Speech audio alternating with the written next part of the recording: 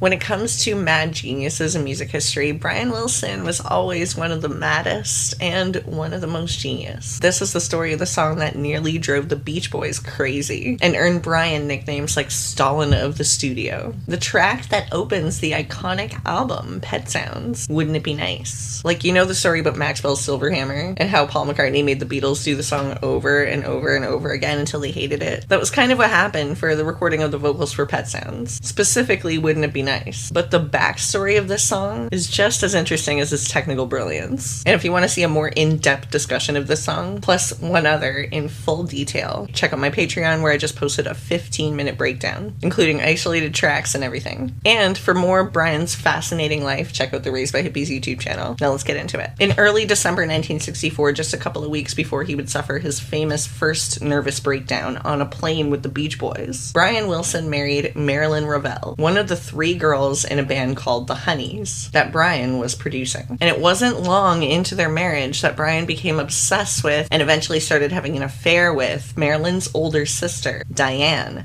another member of the Honeys. That means, wouldn't it be nice, as sweet and innocent as it sounds, overflowing with youthful longing, is actually Brian Wilson daydreaming about running away with his mistress. I'm sorry. He composed the music, and just like many other songs, he collaborated on the lyrics with Mike Love and their lyricist Tony Asher. Then Brian brought in his go-to musicians at the time, the Wrecking Crew, and they pulled out every trick in the book for the production of this album. They experimented with tape splicing, layering, tempo shifts, all still considered pretty groundbreaking for 1966. His dissatisfaction with the vocals came from ultimately being unhappy with the vocal track for California Girls, which is insane, and he wanted to make up for it. Bruce Johnson joined the band as an additional vocalist when Brian decided to stop touring, and he referred to Brian as General Patton during those sessions. Wouldn't It Be Nice was released as the album's first single, with God Only Knows on the B-side. Its innocent sound, despite its less than innocent backstory, set the tone for the entire record, which explores themes of youth, growing up, and musical evolution. To me, it is just the perfect example of the brilliance of Brian Wilson.